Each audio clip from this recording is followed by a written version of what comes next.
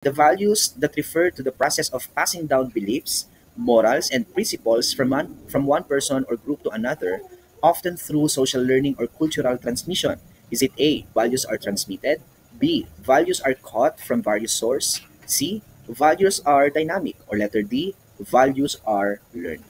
Passing down beliefs, morals, principles from one person to another, often through social learning or cultural transmission. So, obvious na obvious at punong-puno ng keywords sa ating question.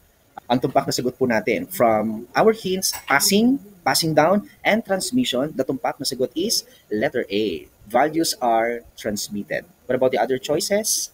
Pagka sinabi po natin values are caught from various source, values are often acquired through observation and experience rather than direct instruction. They are caught rather than taught. So, yan po ang ating yan po ang ibig sabihin niya. Pagka sinabi naman po natin values are dynamic, values can change and evolve over time. It is influenced by different generations, cultures, societies, and personal experiences. Sinabi naman po natin values are learned, it refers to the principles, beliefs, and attitudes that individuals acquires and internalize or reflected. Yan po mga keywords natin through various experiences, interactions, and socialization processes shaping their behavior and decision making.